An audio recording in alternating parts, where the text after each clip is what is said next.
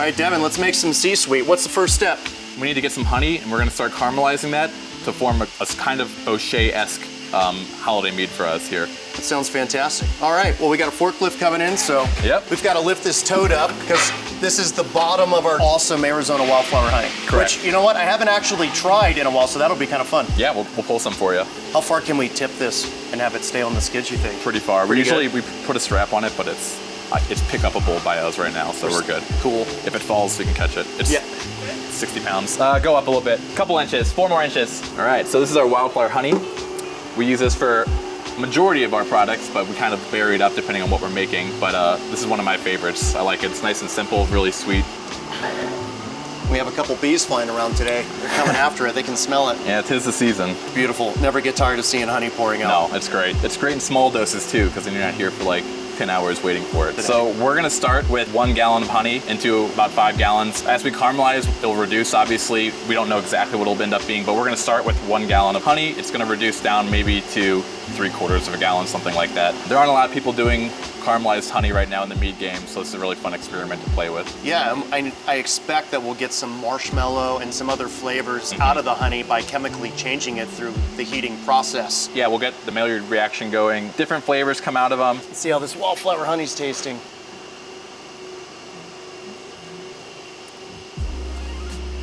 That's pretty good. It's Arizona for you. Yeah, it's got a nice acidic balance to the sweetness. It's complex, the flavor just kind of keeps rolling. And it reminds me of just, even though I grew up on the East Coast, being a kid in Maryland trying honey out of like a honey bear or whatever, it's just a classic honey flavor. Yeah, I've been impressed by it. I came to Arizona pretty recently and I really love the honey we have here. So now that we have our honey, we can move on to the next step here. All right, you can pull that out, Leslie.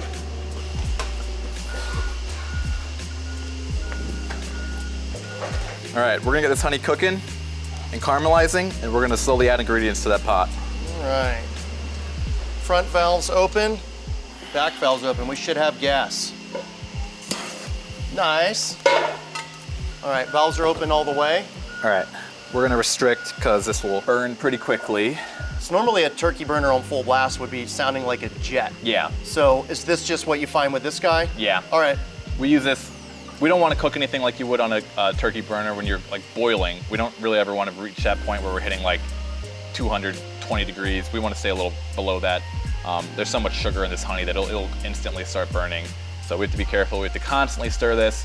It's not like other fermentables. It's so rich with sugar that we have to be really, really careful with it. So should we add some honey and then chop up some nuts? I think it's time to do that. All right, might be about what we get here. All right.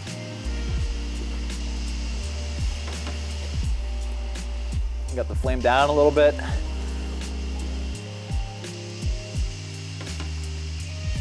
Hi guys. One of you want to take this stirring for a minute? Yeah. I'll hop up, do nuts. You can't really stop stirring ever. Yeah, you gotta keep that rolling. All right, nut chopping. All right, that's probably sufficient. Right on. You try one of these? Absolutely. Oh, that's awesome. Hazelnuts are delicious. Yeah, they are. And caramelized in honey, I've never had that before. I mean, I've had like, you know, the desserty pecans and whatever that, you know, you get especially like in a salad. We do that in Phoenix even, and there's just, it's like candy. It takes nuts, turns it into candy. I guess that's what we're actually doing here. I mean, that's what we love as mead makers, is we love to be able to try things, come up with new ideas, and then if there is someone that has an idea, we want to try to actually replicate what they want and get it down as a recipe. And it's oftentimes pretty hard, but it's the best part about making mead or any beverage, really. And you know, we have 3,000 gallon tanks here that will make cider and session meads in, and yet we're still taking the time to do a one-off 5 gallon batch times 5 different ones, just because we want to have something really special at our biggest event of the year. Yeah, I'm looking forward to it. So I just tried, I may have had marzipan in a cookie or something, but I can't remember. I've definitely never just tried it. So we took some in a bowl, the Mazer Cup, biggest commercial mead competition we've always been a part of. The Mazer is an old wooden bowl you would drink mead out of. So we have a ceramic bowl. We've been dissolving this marzipan, and it looks like it's dissolved not quite halfway in a traditional mead that's similar to our Super Bee. You want to do the honors and try this? Let's see how it's going. Sure, let's do it. Cheers. That's pretty good. All right, are we getting some almond flavor? Yeah, a little bit. That's delicious. Yeah. Wow. Yeah, oh man, it almost, you know, obviously almonds, and I'm getting a nuttiness, I'm getting the almond flavor, I'm getting the alcohol and the sweetness from, like I thought it was actually gonna taste a lot sweeter than that because it's a sugar paste, but it hasn't really boosted the sweetness as much. So I'm gonna try with the hazelnut.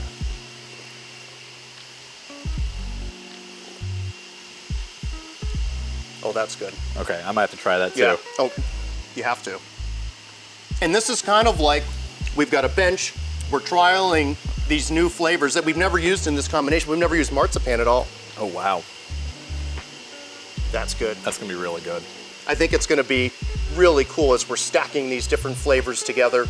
And it, I mean, honey just goes with everything. Yeah, that's the best part about mead is you can really try to recreate anything. It's so versatile. So this will be a fun, nutty adventure, but I think it'll turn out pretty well. We have marzipan dissolving.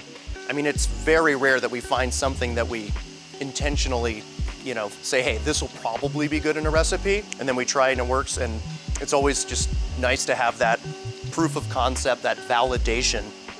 In this case, spooning marzipan out of a bowl of mead. It's beautiful. All right, we've got the last bit of nuts chopped up. Awesome. You want to pour these into the bag for me? You bet. Now comes the fun part. We'll get this into the honey and try not to create a fire hazard. All right, good luck. Yeah. That is one lucky sack of nuts. So what we're doing here is we're gonna caramelize our honey, and as that's happening, we're gonna infuse the flavor of the nuts into the honey. We're just trying to extract as much flavor as possible, and then we'll add it to our mead. I wonder what the melting point of nylon is. We've done hot on nylon before, so we'll see. I'm trying to keep this below a boil, right below a boil, so this should be fine. Okay. Keep it going. So this will take a while. You make mead, you make a big mess and clean it up, and in the middle you make something magical. Yep, it's getting very milky. I wonder if this would just dissolve with the heat that we've got in there. Yeah, I don't know if it's worth adding the marzipan in there or not. I think the color and consistency of that changing too. We have an original sample of our honey, and as time progresses, it will get darker and darker. It's because it's concentrating. So we're looking for a change in color. As you can see, this is original honey. It's already starting to get darker, but we're looking for a little bit more than that. We're about halfway there, but we still have some time to work on this.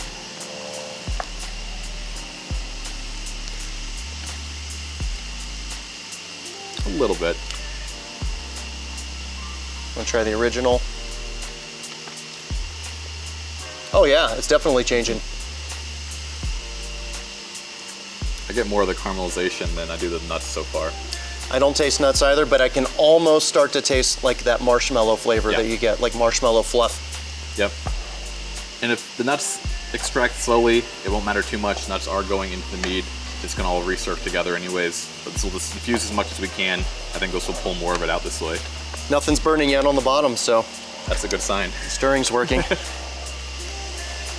All right, so we've had our honey caramelizing for about an hour. I think it's sufficiently caramelized and extracted a lot of the nut flavor. So at this point, we have the fun job of adding it to the mead. Adding hot stuff to a cold mead is gonna be exciting, and that's part of the job, right? So should I undo this valve right now? Yeah, so cool. let's the clamp. Yep, let's bleed this first.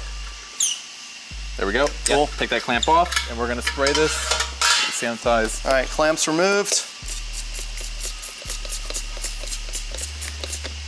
All right, now it's time to add some ingredients. All right.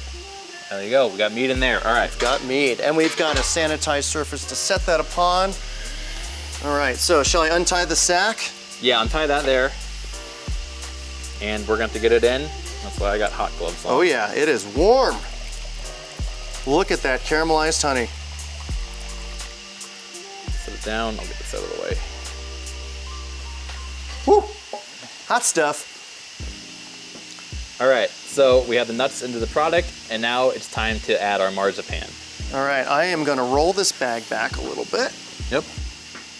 All right, so we've got a straight shot now. Yep. Ready for some marzipan. So this is an almond sugar paste, basically, that's gonna dissolve like like a block of sugar would as we circulate this. All right, marzipan is in the caramelized sack of hazelnuts. Do you want to leave this like this around the gasket? Yeah, so for now, we are going to start recircling this mead and mixing it all up.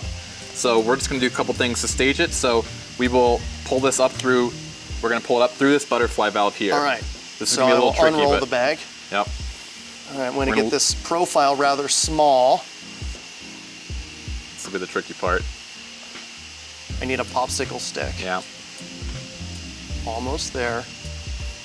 Got it. Perfect. All right, now we can tie Sack that. is through the valve. We can tie that and leave that to the side for now, because now we have to add the hot honey. All right, that's not gonna go through. Cool. Hot honey, Hot gloves. hot gloves. So I'm adding the caramelized honey now. Good job, dude. Only lost about a tablespoon. Yeah. Fantastic. All right, and now we have to mix it all up. So we're gonna set up a pump and we're gonna mix this until it goes into solution, and then leave the nuts in overnight. All right. So normally, when we're brewing and making mead, we use a lot bigger pumps. We use commercial-sized pumps, but these are special one-offs for our Berry White Day. We're doing all this work, and it's just gonna get us 1 keg, which is 5 gallons. So now we have everything in. The nuts are all in, the marzipan, the caramelized honey. Now we're gonna recirculate and mix it all up, and hopefully shortly here we'll be able to taste it as well. Right on. I mean, this is true Yeah. research and development. Yeah. We're putting in, it takes the same amount of time to make 1,000 gallons as it does to make It's gonna this be all 5-gallon day batch. just to make this 5-gallon batch, but we're gonna come up with something really cool, so I'm happy about it. I wanna try this thing. We got fresh glasses still? We got glasses over there. Oh, yeah. You wanna grab those 2 tall tulips? It won't quite be done yet, but we can get a taste of where it's starting at. Awesome. Cheers. Cheers. Nuts are coming in. Nuts and honey. Yeah. It's a good combo. It's like Honey Nut Cheerios. Wow. That, we've done almond and meat. This is almond. That's killer. Wow. And then the hazelnut is stacked on top of the almond. Sometimes I think about things that like a mead judge would Yeah. just get on. And if you were like almond hazelnut mead, be like, oh yeah, great honey expression, amazing nut character. And I get some of the caramel action going too. This is incredible. Yeah, there's that toasted, it's not just marshmallow, it's like toasted marshmallow. Yeah. Because I think there's a flavor profile from the nuts that's making it taste toasty. Yeah, yeah. So it's like a toasted, nutty, marshmallow, honey dessert. That's really good. That's gonna be a crowd pleaser. Yeah. No? Strong work, buddy. Hey, cheers. It gets even better. Yeah. It keeps going.